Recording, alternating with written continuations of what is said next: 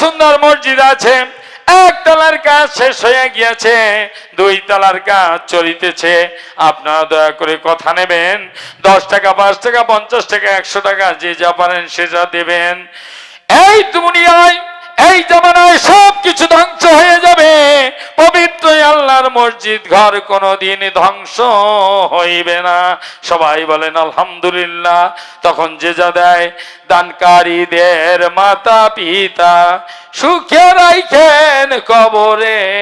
তখন 10 টাকা, 20 টাকা, 50 টাকা, 100 টাকা, 500 টাকা, যে যা পারে দিয়ে যায়। তা আপনারা কথা নেবেন, এখন গান শুনবেন, কিন্তু মাঝে মাঝে যখন প্রণাম করতে আসবেন, এইখানে আছে ঠাকুরের থালা, ঘুষাতে মনের জ্বালা। আপনারা এসে এখানে যার যা ভালো লাগবে, 200, 500 ব্যাংকের টাকা ব্যাংকের হবে, এইখানে এসে প্রণাম করে আপনারা থালায় দিয়ে।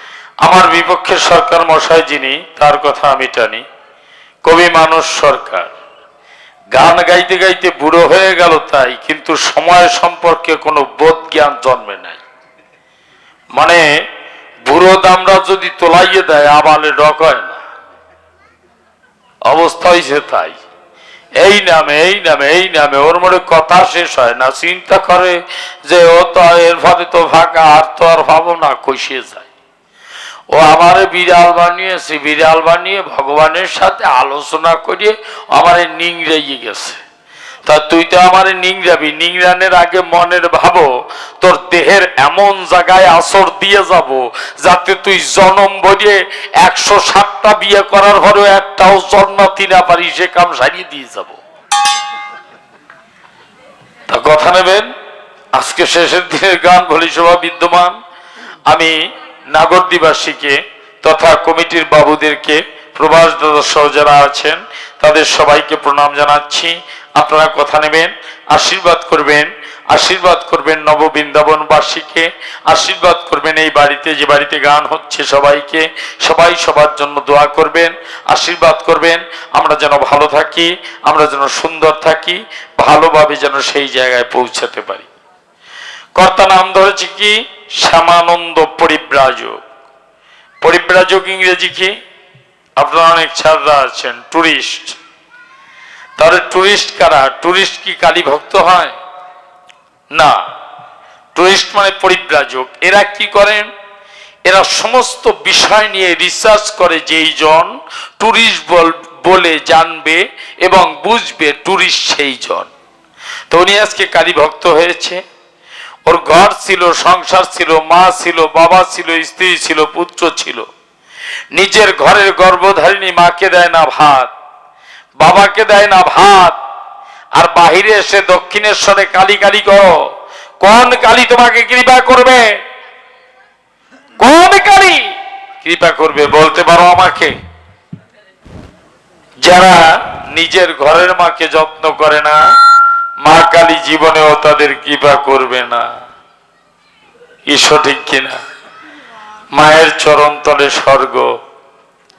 মুসলমান ভাইরা আছেন যারা জানেন, তারা হজের মর্তবা 3 প্রকার। প্রথম হজ আব্বা আম্মা, যে ঘরে বসে আব্বা আম্মাকে খুশি রাখতে পারে, আমি যাই বলে, ঘরে বসে তার হজের ফল ফলে। দ্বিতীয় হজ হচ্ছে জুম্মার নামাজের দিন মসজিদ ঘর, যে জুম্মার নামাজের দিন মসজিদ ঘরে জামাতে নামাজ আদায় করে, তার হজের ফল ফলে। তৃতীয় হজ হচ্ছে কাবা। এই তিনটা হলো হজের মুর্তবা।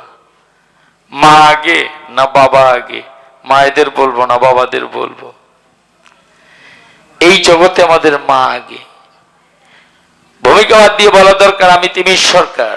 আমার জন্মের পরে আমার মা আমাকে কোলে করে, আমার বাবাকে না দেখিয়ে যদি আমার তাওই মশাইকে দেখিয়ে দিত এই তোর বাবা, আমি বিশ্বাস করতাম না সেই আমার বাবা, তাই না? কি করতাম কিনা? এবার আর একটু ডিপে যাই। আপনার জন্ম তারিখ কত? বলবেন 1965 সালের 3রা মার্চ, কেউ বলবেন 1953 সালের 2রা ফেব্রুয়ারি, কেউ বলবেন 1978 সালের 4ঠা অক্টোবর। বাবা, ওটা তো আপনার ভূমিষ্ঠ তারিখ, আপনার জন্ম তারিখ কত? ওটা আপনার ভূমিষ্ঠ তারিখ, আপনার জন্ম তারিখ কত? জন্ম তারিখ জানে শুধু মা। অনেক সময় মাও হিসাব রাখতে পারে না, তবুও মায়ের উপরে কেউ না। ওই মাটির মার পূজা করো, সে কি তোমাকে কৃপা করবে? এই জন্য নকুল বিশ্বাস মনের খেদে গাইলেন, কি গাইলেন? তাই সেই গানটা একটু শোনাচ্ছি। হ্যালো, স্বার্থ ছাড়া বন্ধু বান্ধব কাছেও আসে না, বিনা স্বার্থে কেউ কাহারে ভালোবাসে না। স্বার্থ ছাড়া বন্ধু বান্ধব কাছেও আসে না, বিনা স্বার্থে কেউ কাহারে ভালোবাসে না। স্বার্থ ছাড়া ভালোবাসে শুধু আমার মা, শুধু আমার মা। স্বার্থ ছাড়া বন্ধু বান্ধব কাছেও আসে না, বিনা স্বার্থে কেউ কাহারে ভালোবাসে না। স্বার্থ ছাড়া বন্ধু বান্ধব কাছেও আসে না, বিনা স্বার্থে কেউ কাহারে ভালোবাসে না। স্বার্থ ছাড়া ভালোবাসে শুধু আমার মা, শুধু আমার মা। কাদায়ার খড়কুটো দিয়ে মাটির মূর্তি গড়ে, লক্ষ টাকা মজুরি নেই মাটির কারিগরে। কাদায়ার খড়কুটো দিয়ে এই মাটির মূর্তি গড়ে, লক্ষ টাকা মজুরি নেই মাটির কারিগরে। আমার মা সোনার দেহ গইরা দিয়াও, আমার মা সোনার দেহ গইরা দিয়াও মূল্য চাইল না, কোনদিন মূল্য চাইল না।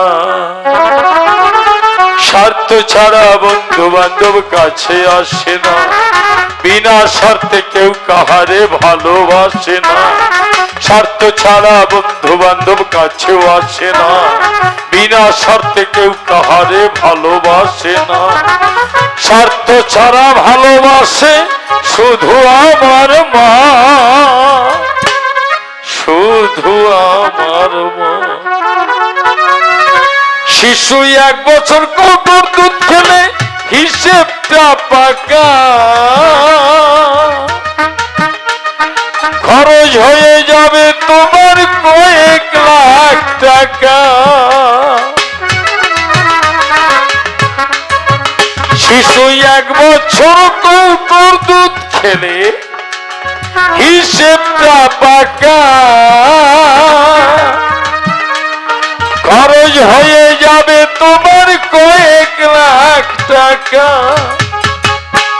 আমার মা বুকের সুধা পান করাইয়াও,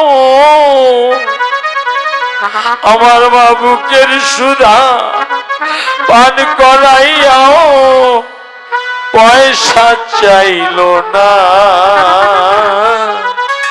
পয়সা চাইল না। স্বার্থ ছাড়া বন্ধু বান্ধব কাছে আসে না, বিনা স্বার্থে কেউ কাহারে ভালোবাসে না। স্বার্থ ছাড়া বন্ধু বান্ধব কাছেও আসে না, বিনা স্বার্থে কেউ কাহারে ভালোবাসে না। স্বার্থ ছাড়া ভালোবাসে শুধু আমার মা, শুধু আমার মা। সাধকেরও জীবন কাটে মুক্তির সাধনায়, মায়ের জীবন কাটে ছেলের মঙ্গল কামনায়। সাধকেরও জীবন কাটে মুক্তির সাধনায়, আমার মায়ের জীবন কাটে ছেলের মঙ্গল কামনায়। ও তাই নকুল বলে আপন বলতে, নকুল বলে এই জগতে আপন বলতে এই মা ছাড়া কেউ না। তুমি কেন শ্যামানন্দ এই মাকে খাবার দিলা না?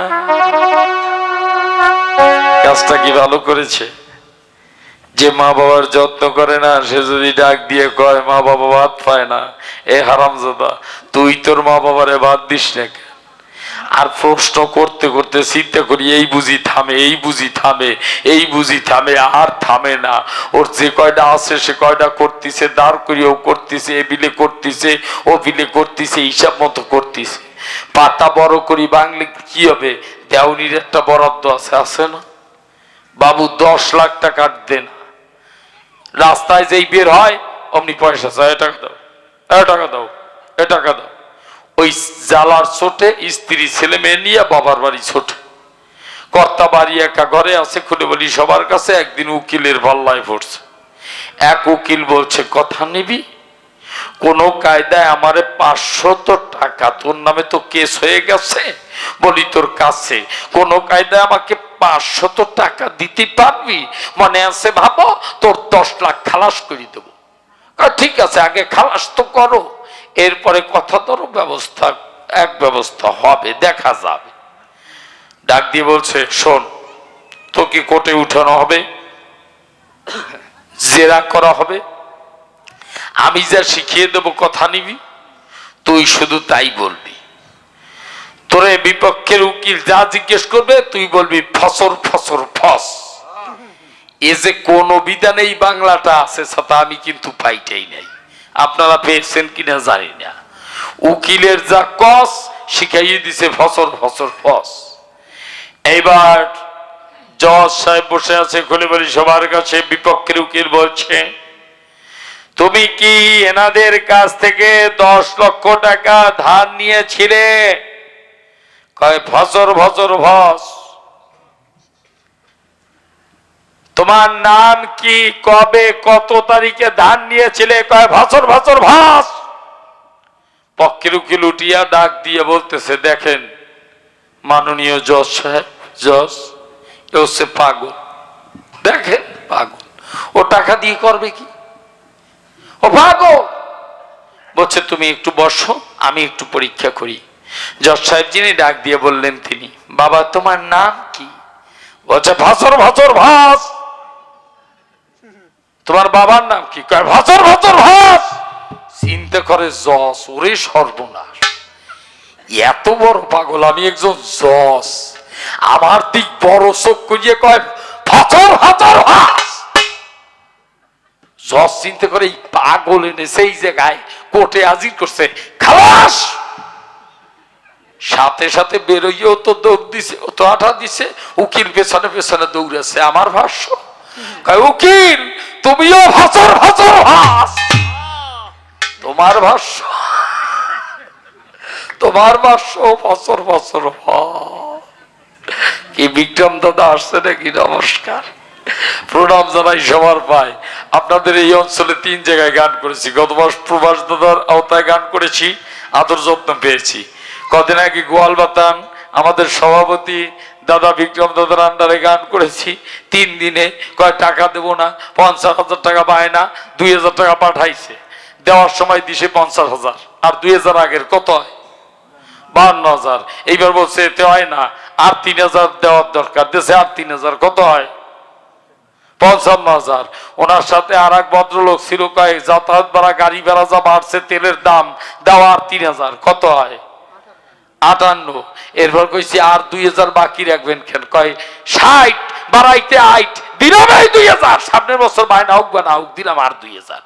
দেখেন দেখুন কায়দায় আপনাদের অঞ্চলের মানুষের মন যে এত বড়, এই বিক্রম দাদারে দিয়ে শিখেছি, তাই ধন্যবাদ জানাই। আশীর্বাদ করবেন যতদিন ভালো থাকে। আমি আসিবে না আসি, যত ভালো সরকাররা আসে আপনাদের অঞ্চলে তারা যেন আপনাদের চরণ ধরি নেয়। মনে আছে ভাবো, আমিও কাব্যের মধ্যে যাব, দাদাদের জন্য আশীর্বাদ করবেন, সবাই চরণ ধুলি দেবেন, আমি এইবার কাব্যের মধ্যে প্রবেশ করব। কিন্তু আমার একটা কথা আছে, একটা কথা আছে। কথাটা কি জানেন? বাবারা মায়েরা সবাই জানে।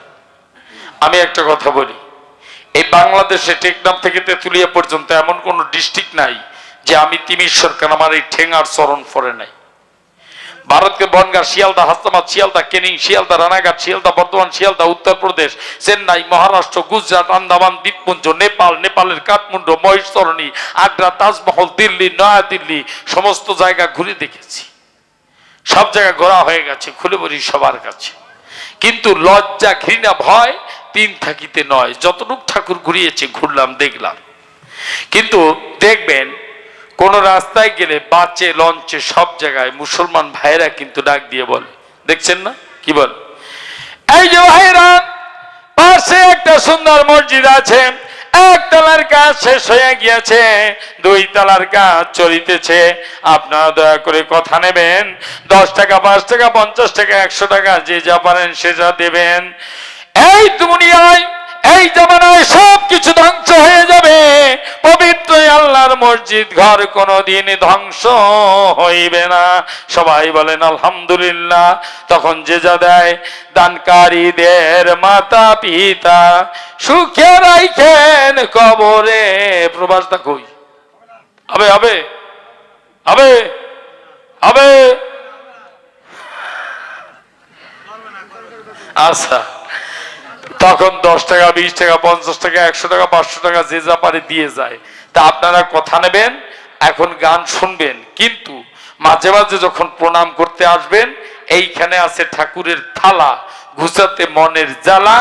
আপনারা এসে এখানে যার যা ভালো লাগবে, 200, 500 ব্যাংকের টাকা ব্যাংকের হবে, এইখানে এসে প্রণাম করে আপনারা থালায় দিয়ে যাবেন, তাই না?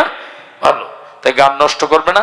এবার আছে মনের ভাবো, বিপক্ষের সরকার যিনি, তার চরণে প্রণাম দানি।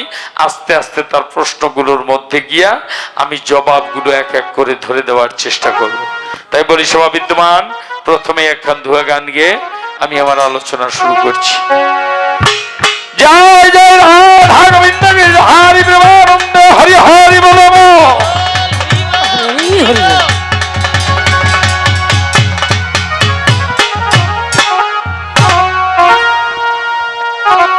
আমা আজকের হরিধ্বনি, উলুধ্বনি সব ডিজিটাল হয়ে গেছে। একজনে জিজ্ঞেস, এই ছেলেটা কি তোর? কয় না, ওটা অনলাইনে পেয়েছি। সব অনলাইনে পায়। নতুন বিয়ে হবার পরে বৌমাকে ডাক দিয়ে শাশুড়ি বলছে বিচারে, বৌমা কথা না, একটু উলুধ্বনি দাও। বলছে পারবো না, আমাদের এডুকেটেড ফ্যামিলি, বলি সবার টাইম, মা আমাদেরকে ওটা শিখায় নাই। উলুধ্বনি করলে নাকি হার্টের সমস্যা হয়। ওর কোন বাবা শিখাইছে সেই বাবা জানে। বাবারা হরিধ্বনি দেয়, কোন দেয়, যে দিল তো দিল, তা কম বেশি দেয়, তা আজকেও দেবে। হরিধ্বনি মানে হরিধ্বনি দিলে পড়ে। ওরে একটু ক্ষান্ত দাও, ক্ষান্ত দাও। আরো বইছো, আর বটে থামো না।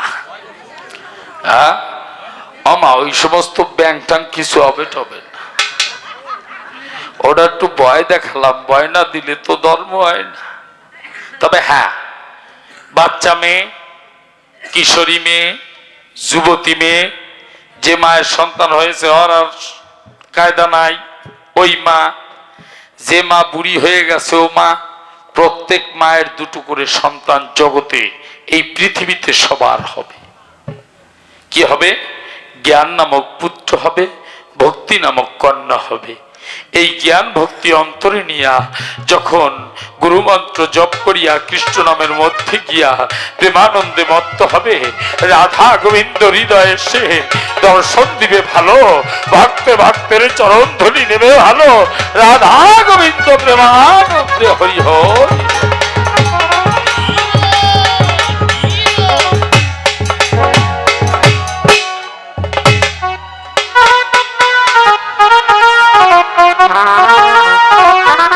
সোনার মানুষ এলো নদী, আয় সোনার মানুষ এলো নদী, সোনার মানুষ এলো নদী।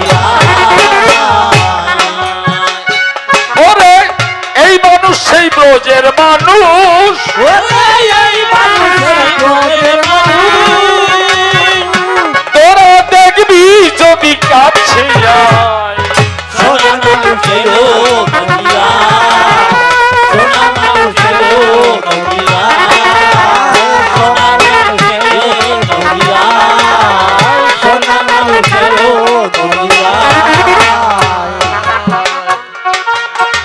মানুষ যে দেশে ছিল, সেই দেশের মানুষ কত ভালো, তারা ভালোবেসে বিদায় দিল, তাইটাই এলো নদিয়ায়।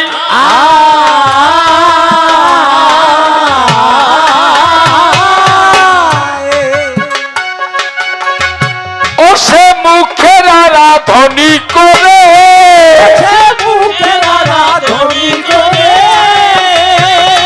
ও তার হেমন্ত ধুলায় লুটায়।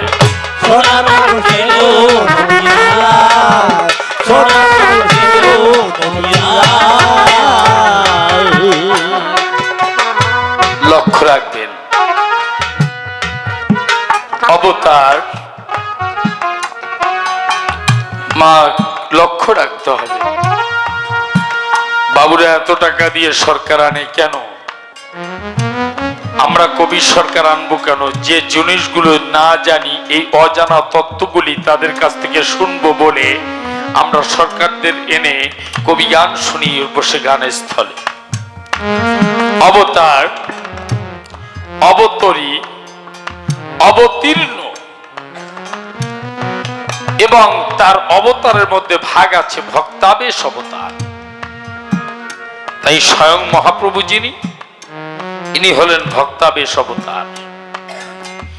ইনি নিজে হরিনাম করে, নিজে আচরিয়া ধর্ম অপরকে শিখায়।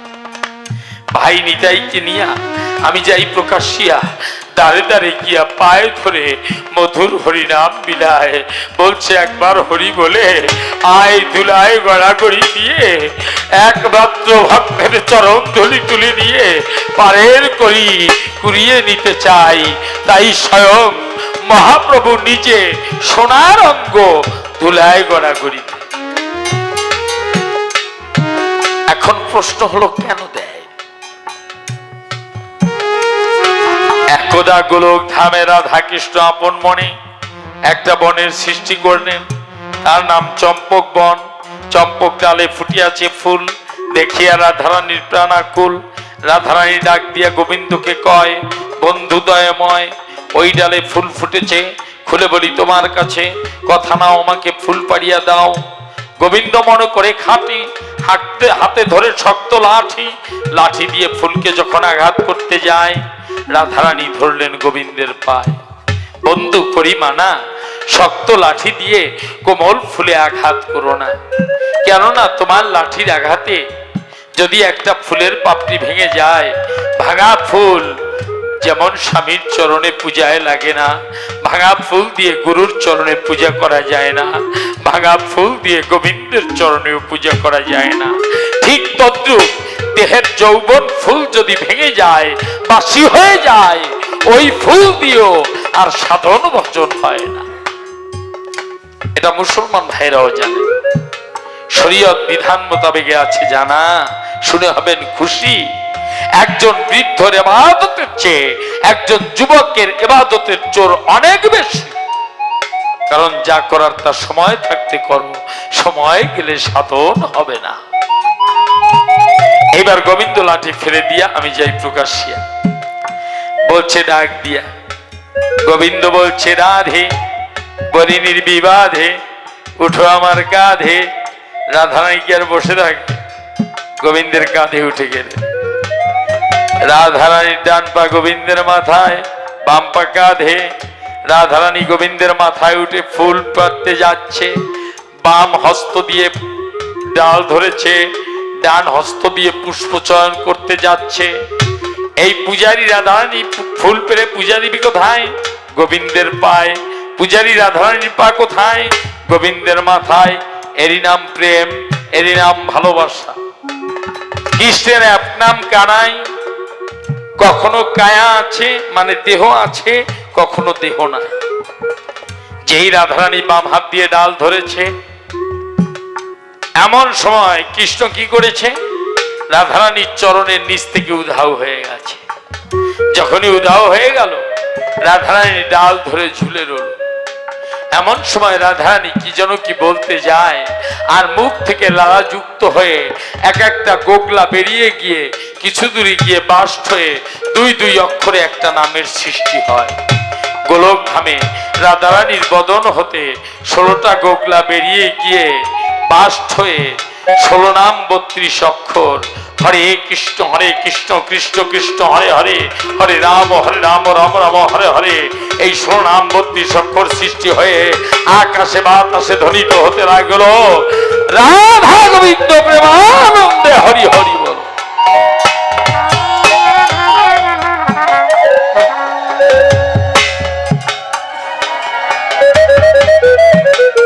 এমন সময় গোবিন্দ এসে ভালোবেসে রাধারানীকে ভিত দিয়া নামাই বলছে, রাধে বলো নির্বিবাদে, তুমি একটু আগে যে নাম উচ্চারণ করলে কথা নাও, ওই নাম উচ্চারণ করে শোনাও। রাধা মনে পায় না সুখ, চেপে ধরলেন গোবিন্দের মুখ। বন্ধু করি মানা, এটা সত্য যুগ, এই নাম এখনের জন্য না, কথা নাও। এই নাম তুমি ব্রহ্মা বিষ্ণু মহেশ্বরকে মন্থন করতে দাও।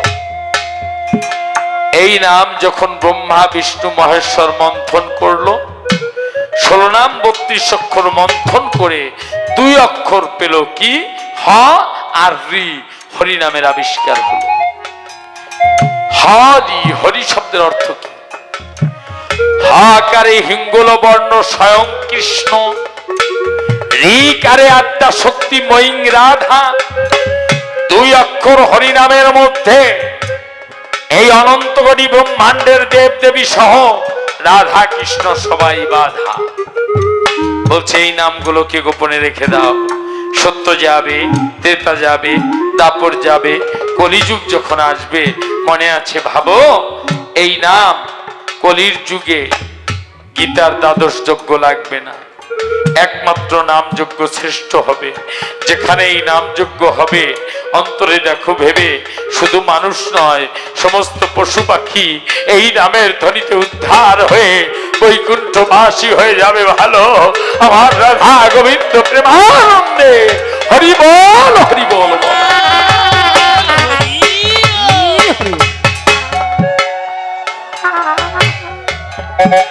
এইবার সত্য গেল, ত্রেতা গেল, দাপর গেল, কলিযুগ যখন এসেছে, আসার আগে দাপরে আপনারা জানেন না, বৃন্দাবনে গেছেন, আপনারা দেখে আসবেন। প্রথমে হলো যাবট, তারপরে গোকুল, তারপরে বৃন্দাবন। বাবু প্রতি 15 দিন অন্তর এই যাবট, গোকুল, বৃন্দাবনের চেহারা পরিবর্তন হয়। আপনারা দেখেছেন পরিবর্তন হয়। তো এখানে বৃন্দাবনের দক্ষিণে তালবন আছে বলি সবার কাছে। তালবনে রাধারানী গোবিন্দের কোলের উপরে মাথা দিয়ে নিদ্রা যাচ্ছে। এমন সময় রাধারানী স্বপ্নের ঘরে খুলে বলি সবার ধারে দেখতে পায় এক নগ্রত দেহধারী, নগ্রত পরিমণ্ডল দেহধারী উন্নত উজ্জ্বল পুরুষ এসে দেখা দেয়। রাধারানী চিৎকার দিয়ে উঠে বলছে, গোবিন্দ আমি কুলোটা হয়ে গেছি, তোমার কোলে মাথা রেখে ঘুমের ঘরে পর পুরুষের মুখ দেখেছি।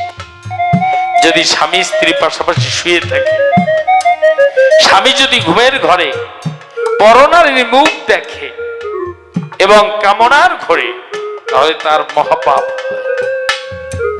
এই জন্য গুরুর কাছে গিয়া কাম বীজ কাম গায়ত্রী মন্ত্র শিক্ষা করে নিদ্রা মন্ত্র শিখতে হয়। কোন সতী নারী স্বামীকে পাশে নিয়া একই সাথে ঘুমাইয়া ঘুমের ঘরে যদি পরপুরুষের মুখ দেখে এবং কামনার ঘরে, তাহলে তার পাপ হয়।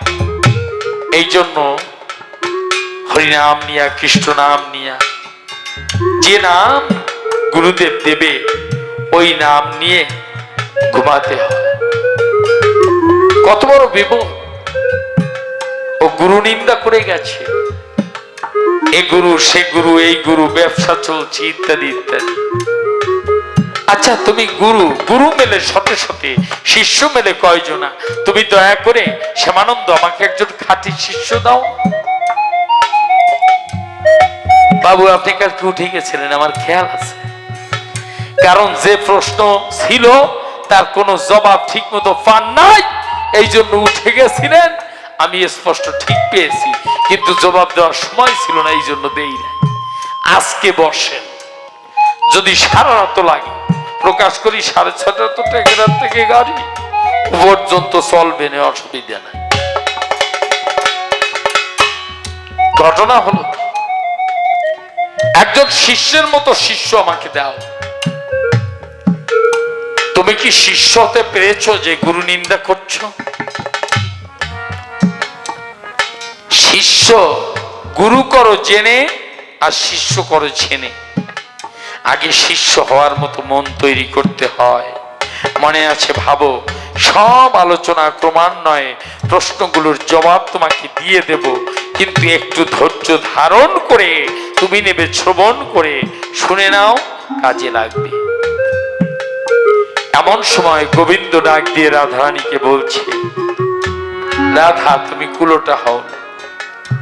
তোমার কি মনে আছে আমি কৃষ্ণ দাপর যুগে একদিন যখন বিরজার কুঞ্জে গিয়েছিলাম, তখন শ্রীধামকে দ্বারে রেখেছিলাম, করেছিলাম মানা ভিতরে যেন কেউ প্রবেশ করে না, এমনকি রাধারানীও না। তখন তুমি ভিতরে ঢুকতে গেলে শ্রীধামের সাথে ধাক্কা ধাক্কি হলো। তুমি রাধারানী শ্রীধামকে অভিশাপ দিয়েছিলে যে তুমি অসুর, অসুর কুলে দত্ত কুলে জন্মাবে, তাই সংখ্যাচুর দত্ত রূপে শ্রীধাম জন্মিবে। আর তুমি সেদিন তোমাকে শ্রীধাম অভিশাপ দিয়েছিল যে তুমি আমাকে বিনা দোষে অভিশাপ দিলে, আমি তোমাকে অভিশাপ দিচ্ছি রাধারানী, তুমি 100 বছর কৃষ্ণ হারা হয়ে পথে পথে কাঁদবে। তাই তুমি কৃষ্ণ হারা হয়ে 100 বছর পথে পথে কেঁদেছিলে না, বনমালী গো পরজন্মে হইও রাধা। তাই আমি কৃষ্ণ কৃষ্ণাঙ্গ ভিতরে নিয়া, তুমি রাধা তোমার অঙ্গ উপরে নিয়া, উভয় অঙ্গে এক অঙ্গ হইয়া আমি যে রূপে নদীয়ার বুকে যাব, সেই রূপটা আমি সর্বপ্রথম তোমাকে দেখালাম। তাহলে আমার মহাপ্রভু আসবেন, রূপটা কে দেখেছেন? রাধারানী দেখেছেন। কিভাবে? ঘুমের ঘরে। রাধারানী ডাক দিয়া গোবিন্দের কাছে কয়, শোনো শোনো প্রাণ গোবিন্দ ও হৃদয়, তুমি কি যাবে জগতে আমার কথা লবে? বলো ভাবে গিয়ে তোমার নামটা কি বা হবে?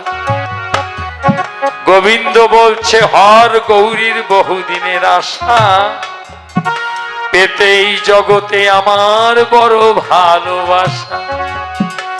আমি নদী আর বুকে যাবার আগে মনে আছে ভাবো,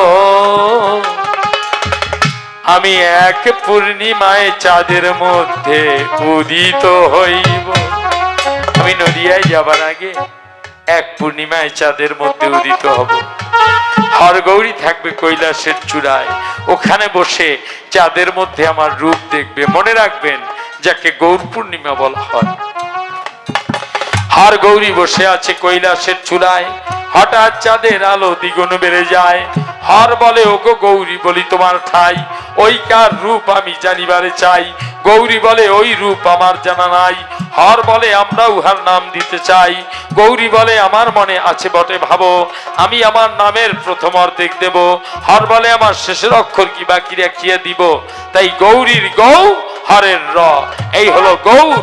হরের হা, গৌরীর রি, এই হলো হরি। এই হলো সর্বপ্রথম আকাশের গায়ে মহাপ্রভুকে চাঁদের মধ্যে দেখিয়া হর গৌরী তাদের নাম ভাঙাইয়া গৌর হরি নাম দিয়াছিল। জয় জয় গৌর হরি প্রেমানন্দে, ভক্তবৃন্দে হরি হরি। তাই বলা হয়েছে গানের ভিতরে, ওরে এই মানুষ সেই ব্রজের মানুষ, তোরা দেখবি যদি কাছে যায়।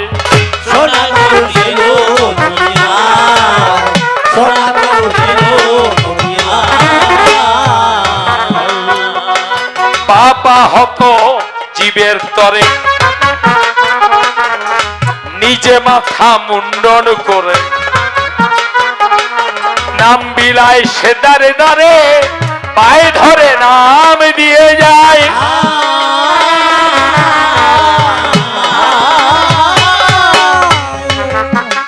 মহাপ্রভু ছোট, মহাপ্রভু মনে করলেন ভাবনা এই পাপ কলির জীবের সবার পাপ আমি মাথায় নেব, যত মানুষ আছে আমি মাথা মুন্ডন করব। উনি তখন একটা সেলুনে গেলেন, এই সেলুনের মালিক ছিলেন মধুশীল। আমার কি নাম? মধুশীল, মনে রাখবেন। তা আজকাল এই বাজারে এই দেখলাম টিকের হাটে লাইন দেওয়া সেলুন আছে, গ্লাস দেওয়া, সাজসজ্জা করা, এরকম অনুন্নত সেলুন তখন ছিল না। তখন প্রত্যেক বাজারে বাজারে উন্নত মানের সেলুন ছিল। ওই সেলুনগুলো আপনাদের মনে আছে, ওই সেলুনগুলো ছিল সব ইটালি সেলুন, মনে আছে না? মানে পাছার তলে একখানি ইট বইটা দিয়া, তখন তার খুরের মাথায় বেলেট ছিল, কোন কায়দায় করাতের মাথা ভালো করিয়া সিলাটে ঘষা। চাণক্য পণ্ডিত করছে মানা, অল্প বয়সে ডাক্তার আর বুড়া নাফিদ কেউ বিশ্বাস করবা না। অল্প বয়সে ডাক্তার কোন জায়গায় ফজলিতি কোন জায়গায় দেবে তা কওয়া যায় না। কি আর বুড়া নাফিদ কয় আসেন, ভালো করিয়া শেভ করিয়া দেবান, আসেন। ওখানে গিয়ে সুন্দর খেসকাটা রক্তের বন্যা বইয়ে যাবে। কয়টা কি শেভ করলেন? কয়টা রক্ত কমল শেভ। ওরে বলে রক্ত কমল শেভ কয়, শুনছেন? মহাপ্রভু মধুশীলের কাছে গেল। মধুশীল উইটির উপরে বলি সভার ধারে সোনারঙ্গ মহাপ্রভুকে বসাইয়া মাথার উপরে হাত দিয়া বলছে, প্রভু করিমানা, তোমার মাথায় আমি খুর ধরতে পারবো না। কেন? বিশ্বে যত দেব দেবতা আছে হায় সব তোমার মাথায় চুলের গোড়ায়, আমি পোজ দেব কোন জায়গায়, লাগবে কোনটার গায়ে, দেখবো পাপের দায়।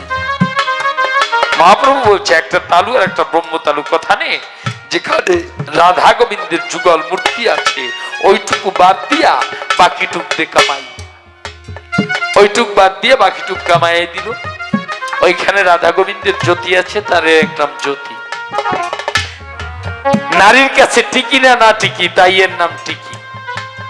যতক্ষণ নারী থাকবে বাই দেখবি খালি যায়। পায়ের বস্তু ডাইনি নিয়ে যদি যাও ভজন করিয়া, যদি ডাইনে থাকে বন্টি, তাই এর আর এক নাম হলো বন্টি। একটা জ্যোতি, একটা টিকি, একটা বন্টি। টিকি রে না টিকি, টিকি। তাই এখানে গানের মধ্যে বলা হয়েছে, পাপা হত জীবের তরে নিজে মাথা মুন্ডন করে নাম বিলায় সে দারে দারে পায়ে ধরে নাম দিয়ে যায়।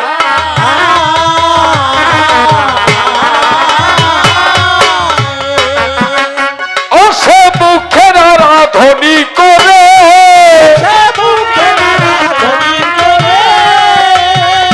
ও তার হেমন্ত ধুলায় লুটায়।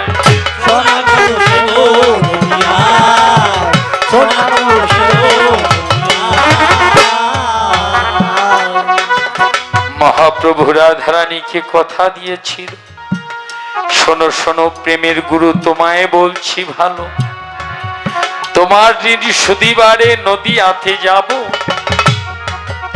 তোমার কান্ডা জগতে গিয়ে আমি কাঁদিব। পাপা হত কলির জীবকে পথে নিবার তরে হরিনাম বিলাইব আমি শুধু পায়ে ধরে, চরণ ধরিয়ায় আমি হরিনাম দেব। এই জগতে সবাইকে ভক্তের চরণ ধুলি নেওয়া শিখাইব।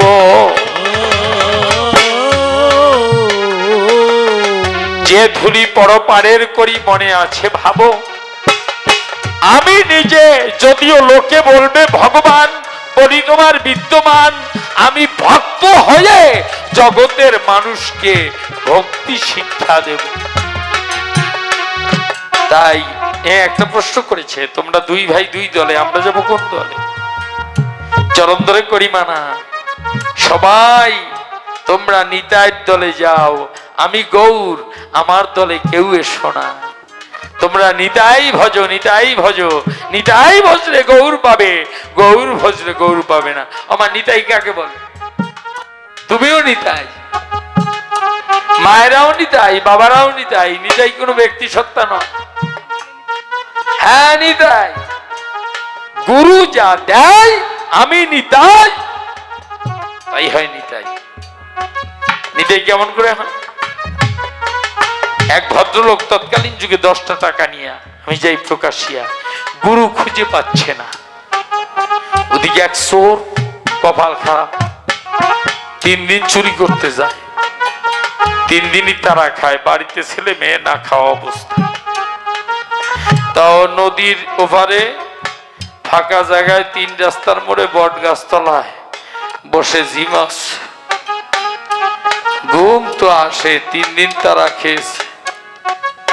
আরে যে গুরু করবে 10টা টাকা নিয়ে দেখতে পাচ্ছে এত বড় মহাসাধক বসে বসে এখানে বট গাছের গোড়ায় মনে মনে ঠাকুরের নাম করছে, ধ্যান করছে চোখ বন্ধ করে। চোরের মনে তো হুলিশ হুলিশ। আসতে গিয়ে ষষ্ঠাঙ্গে ও শিষ্য ভাবছে এই আমার গুরু হবে। শিষ্য হইয়া অন্তরে অন্তরে আমি বলি সবার দ্বারে প্রণাম করে যেই চরণে হাত দিয়েছে, এইবার গুরু লাভ দিয়ে জায়গায় কারণ চোরের মনে হুলিশ হুলিশ। বলছে গুরুদেব, আমি 1 বছর ধরে ঘুরে বেড়াচ্ছি, তাই গুরু পাই নাই, আপনি আমার গুরু হবেন? ও চিন্তা করে এই তো সুযোগ। কয় টাকা আনছিস? কয় 10 টাকা। কতে গুরু মন্ত্র হয় না। হ্যাঁ বাড়ি যা, ওই 10 টাকা দিয়ে যা, আমি এখানে বসা আছি, আর 10 টাকা নিয়ে আয়। বাড়ি গিয়া গাছ বিক্রি করিয়া, নৌকা বিক্রি করিয়া আর 10 টাকা নিয়ে 20 টাকা নিয়ে আসছে। কিন্তু চোর রাম রেও চেনে না, কৃষ্ণ রেও চেনে না, হরি রেও চেনে না, কোন মন্ত্রই জানে না, মন্ত্রই জানে না, নাম এই জানে না। টাকা 20 টাকা নেওয়া হয়ে গেছে, এবার মন্ত্র দেবে কি? এখন দেখতেছে শিষ্য তো মন্ত্র চায়। গুরুদেব তাকাই দেখে যে ছাগলে গাছের পাতা খায়। গুরুদেব চিন্তা করে পাইছি পাইছি, মন্ত্র পাইছি, এখন কান পাতা পাতাইছে। কয় ধর ছাগলি পাতা খা, পাতা খাইয়া স্বর্গে যা। কি কইছি মনে আছে? আবার কয় গুরুদেব আর একবার বলেন। ধর ছাগলি পাতা খা, পাতা খাইয়া স্বর্গে যা। কি সুন্দর, ধর ছাগলি পাতা খা, পাতা খাইয়া স্বর্গে যা। শিষ্য মন্ত্র নিয়ে বাড়ি চলে গেছে। ঘুরে বলি সবার কাছে। পৌষ গেছে, মাঘ গেছে, পৌষ মাঘ ফাল্গুন চৈত্র বৈশাখ জ্যৈষ্ঠ আষাঢ় শ্রাবণ, ভাদ্র মাস অমাবস্যার দিন শিষ্য পিঠা তৈরি করেছে। খুলে বলি সবার কাছে। ডাক দিয়া শিষ্যের স্ত্রী বলছে স্বামীর কাছে, স্বামী কথা নাও, গুরুকে ছাড়া কি পিঠার সেবা করা যায়? গুরুকে নিয়ে এসো, মনে আছে ভাবো, গুরুও প্রসাদ পাবে, আমরাও প্রসাদ পাবো। কিন্তু খুলে বলি সবার কাছে, ওই গুরু বাড়ি যাবার মাঝখানে কিন্তু বিরাট নদী আছে। শিষ্য তো চলে গেছে। ওই দিন ভাদ্র অমাবস্যা ছিল। গুরুদেব কিন্তু সাধনার জন্য রেডি হচ্ছে। কাছা দিয়েছে, লুঙ্গি পরে, মাজায় গামছা বেঁধেছে, শাপল রেডি করেছে, সারা গায়ে তেল মেখেছে, যে ধরা পড়লে সরাত করে সরিয়ে যেতে পারে। বস্তা আর শাবল নিয়ে কেবল সাধনায় যাবে, রেডি হচ্ছে। এমন সময় শিষ্য গিয়া দরজায় নক করছে। আস্তে তাড়াতাড়ি কাছা খুলিয়া এই বস্তা শাবল খাটের তলা ফেলাইয়া ইজি হইয়া দরজা খুলিয়া বলতেছে, কে কে কে? এত রাত্রে বাবা তুমি শিষ্য, কি ব্যাপার? বলছে আপনার বৌমা পিঠা তৈরি করেছে। খুলে বলি আপনার কাছে মনে করেন বিবেচনা, গুরু যে গুরুকে চেনে না সে গোবিন্দকে চেনে না, আর গুরু যদি দয়া না করে সে জীবনেও পার হতে পারে। আপনি কথা নেবেন, দয়া করে এই হতভাগার বাড়িতে গিয়া একটু প্রসাদ দিয়া আমাদেরকে চরণ ধুলি দিয়া দণ্ড করবে।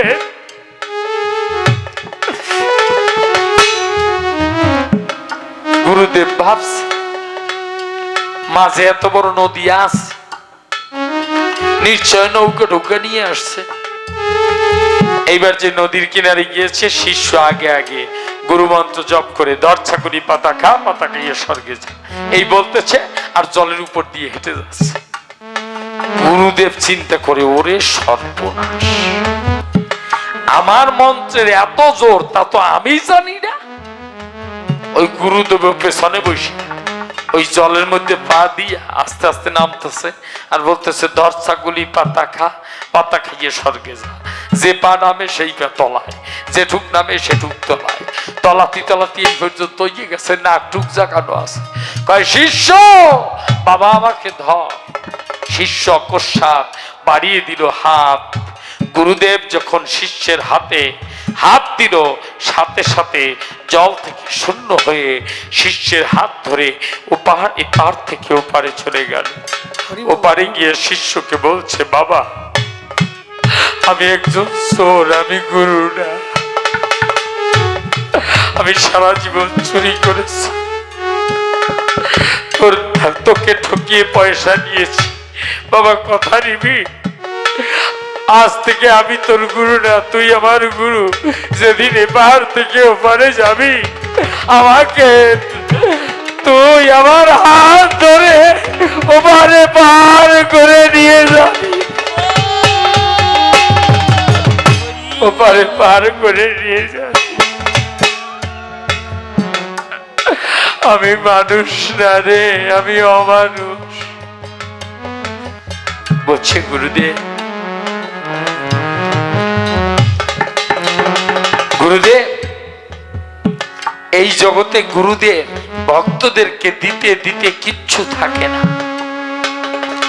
শেষে গুরুদেব অপেক্ষায় থাকে আমার এত ভক্তের মধ্যে কোন ভক্ত আছে যে আমাকে পার করে ওপারে নিয়ে যাবে।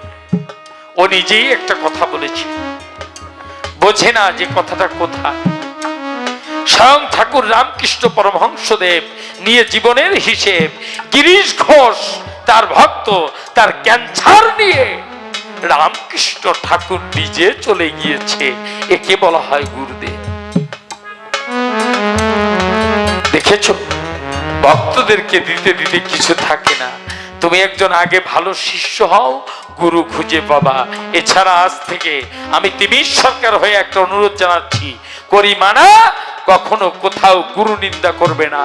গুরু নিন্দা যদি কেউ জগতে করে, শাস্ত্রে লেখা আছে তার 20টা কিরকিরবিতেছে পরবর্তী জন্ম ধরে। আমি চাই না যে তুমি পরবর্তীতে 20টা কিরকিরমি হও। গুরু নিন্দা করো না। এই জন্য মনে আছে, ভাবো গুরু কি ধন চিনলি না মন, তোর মানব জন্ম যায় বিফল। এই জন্য বলেছে গানের ভিতরে, কি বলছে, মদের কলির জীবের ভাগ্য ভালো, নিতাই চাঁদ পার ঘাটে গেল, মদের পারের করি উঠে গেল, পারা পারে নাই আর ভাই।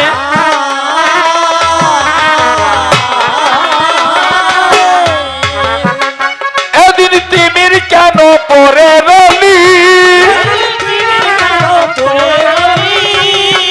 তোরা করে কাছে আয়।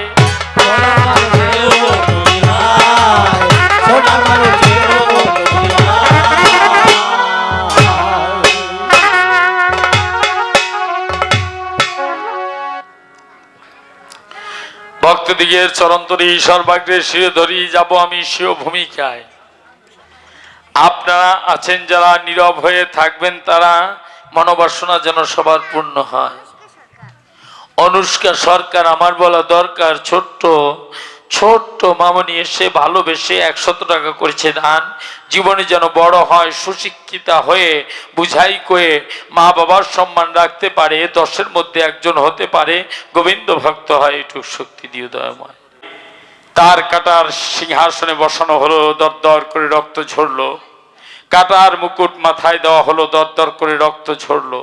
যীশু খ্রিস্ট ডাক দিয়ে বললেন, ও মাই গড, হে আমার ঈশ্বর, তুমি কথা নিও, আমাকে যদি স্বর্গে নাও, তুমি আমার কথা নাও, আমাকে স্বর্গে নেওয়ার আগে বলি তোমার পুরো ভাগে যারা আমাকে ভুল বুঝিয়া আমার রক্ত ঝরালো, আমার আগে তুমি এদেরকে স্বর্গে নিয়ে যেও। কত ভালো কথা না মা? যিনি দিনের নবী, যিনি তার জোর কদমে সালামদানি, যিনি আওয়ালে আখেরে জাহেরে বাতুনে গাছের নবী, মাছের নবী, সারা জাহানের নবী, যিনি বিশ্ব নবী। মক্কা হতে মদিনা ইসলাম প্রচারের তরে যায়। কাফেররা ছিল যারা, পাথর মারিয়া তারা কপাল ফাটিয়ে দিয়েছিল না? দেখ আজকে খালি নিতাইর ফাটে না, কদ্দুর ফাটে। যখন আমার নবীজির কপাল ফেটে গেল, দর দর করে রক্ত ঝরলো, নবীজি কাছে গিয়ে আমি যাই প্রকাশিয়া বলছে, ডাক দিয়া নবীজি বলছে, ভাই পাথর মেরেছ, রক্ত ঝরছে, অসুবিধা নাই, তোমরা হাতে ব্যথা পেয়েছো কিনা জানতে চাই। সবাই বলল, ভাই এমন মানুষ কোথায় পাই যার নিজের মাথা হতে রক্ত ঝরছে? খুলে বলি, তোদের কাছে সেদিকে লক্ষ্য নাই, আমরা হাতে ব্যথা পেয়েছে কিনা এটা জানতে চাই। এই মানুষ কোথায় যা পাই, আয় সবাই মিলে আমরা এই মানুষের কদমে বা চরণে নেই ঠাই। সেই দিন থেকে বলি সভা বিদ্যমান, মদিনায় হয়ে গেল লাখো লাখো মুসলমান। যারা বুকে ভালোবাসা নিয়ে আসে বলি সবার পাশে, তাদের রক্ত ঝরাতে হয়। তাই মেরেছিস কলসির কানা, তাই বলে কি প্রেম দেব না? দেখো লক্ষ্য করে বলি তোমার ধারে। এ তো গেল 1 নম্বর জবাব। জবাব নম্বর 2, শোনো, শুধু ওইখানে রক্ত ঝরে না। হিন্দুর মা, মুসলমানের মা, বৌদ্ধের মা, খ্রিস্টানের মা, তোমার মা, আমার মা, তোমাকে আমাকে জন্মানোর আগে বলি তোমার পুরো ভাগে তাদের রক্ত ঝরাতে হয়। কি ঝরাতে হয় না? যে মা রক্ত ঝরাতে পারে সে মা একটা সন্তান ধারণ করতে পারে। যে মা রক্ত ঝরাতে পারে না সে মা সন্তান ধারণ করতে পারে না।